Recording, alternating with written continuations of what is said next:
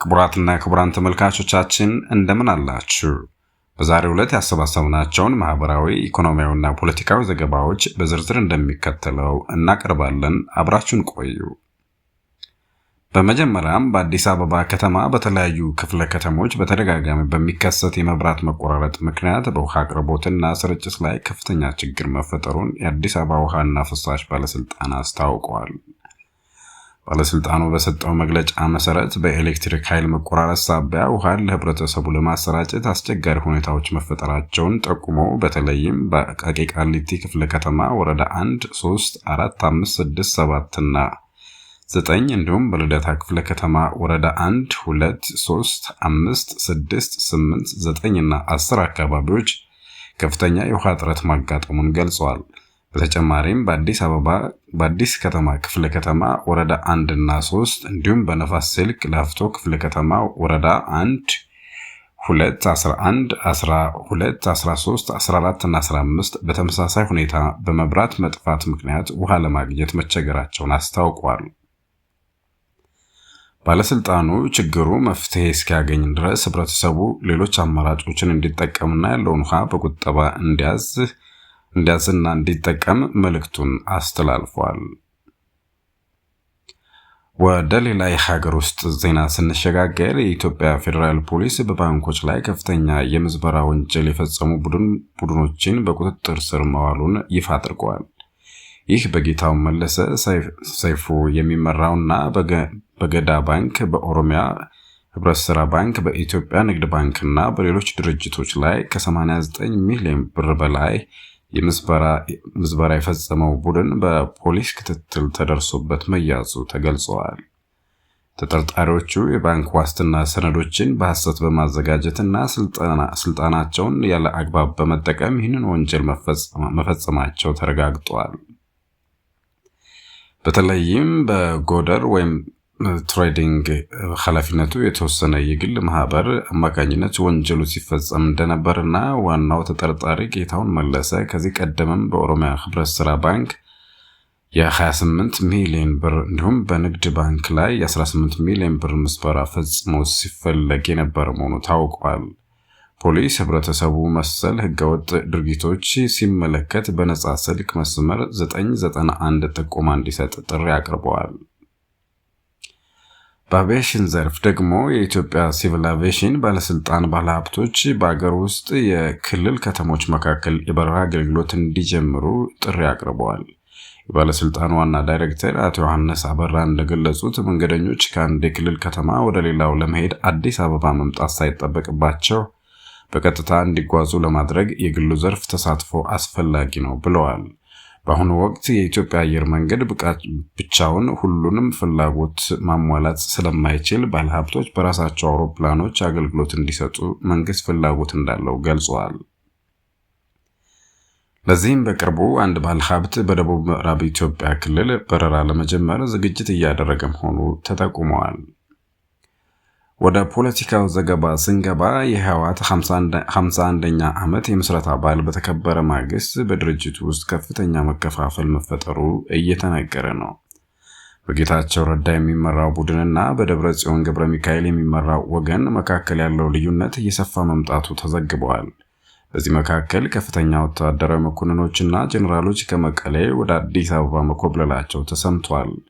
ብርጋዴር ጀነራል ጎሽ ገብረ፣ ብርጋዴር ጀነራል ከበደ ፈቃዱና ኮሎኔል ንጉሱ ወልደ ገብርኤል መቀሌ ለቀው አዲስ አበባ መግባታቸው የተገለጸ ሲሆን ይህም በክልሉ ያለውን ወታደራዊና ፖለቲካዊ መረጋጋት አደጋ ላይ ሊጥል እንደሚችል ስጋት ተፈጥሯል። በሌላ በኩል በትግራይ ክልል ከፍተኛ የወታደራዊ እንቅስቃሴና የፖሊስ ኃይልን ወደ ግንባር የመላክ ውሳኔ መተላለፉ ተሰምቷል። ይህም በኢትዮጵያና በኤርትራ መካከል አዲስ ጦርነት ሊቀሰቀስ ይችላል የሚል ስጋትን በዓለም አቀፍ ደረጃ አሳድሮታል።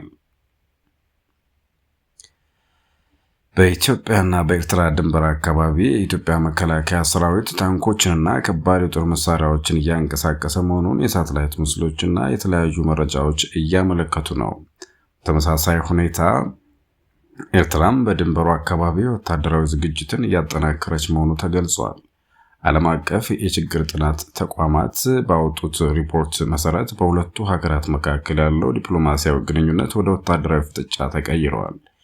ኢትዮጵያ ከሶማሌላንድ ጋር የተፈራረመችው የመግቢያ ስምምነትና የባህር በር ጥያቄዋ ለኤርትራ ከፍተኛ ስጋት መፍጠሩ ተዘግበዋል። ይህ ውጥረት ወደ ጦርነት ካመራ በቀድሞው ጦርነት የደረሰውን ሰብአዊና ኢኮኖሚያዊ ቀውስ ዳግም ሊያመጣ እንደሚችል ተመልክቷል።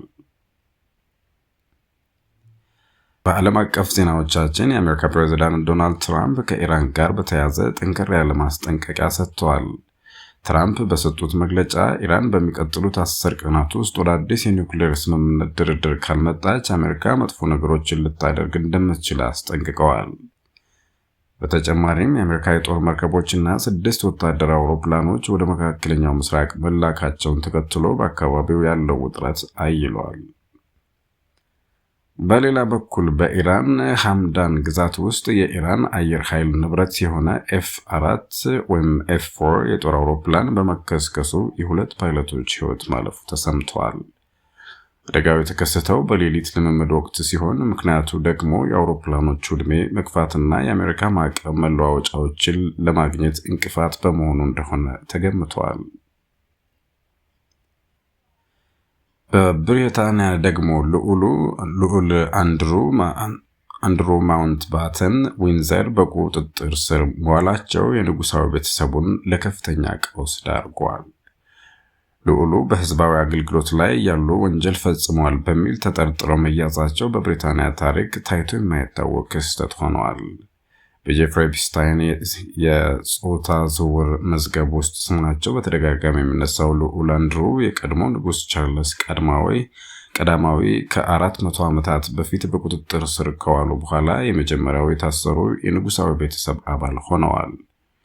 ንጉስ ቻርልስ በሰጡት መግለጫ ህጉ ስራውን መስራት አለበት በማለት ለወንድማቸው ጥበቃ እንደማያደርጉ አመልክተዋል።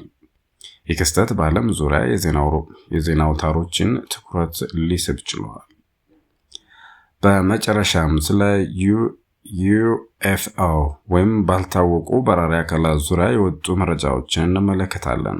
ዶናልድ ትራምፕ የቀድሞው ፕሬዝዳንት ባራክ ኦባማ ስለ ባዕድ ፍጡራን ወይም አሊያንስ መኖር ሚስጥራዊ መረጃዎችን ይፋ አድርገዋል በሚል ወንጅለዋል። ኦባማ ባዕድ ፍጡራን መኖራቸውን በግልጽ መናገራቸው ትክክል እንዳልሆነ ትራምፕ ገልጸው እርሳቸው ግን የፔንታጎን ፋይሎች ይፋ እንዲሆኑ ትዕዛዝ መስጠታቸውን አስታውቀዋል።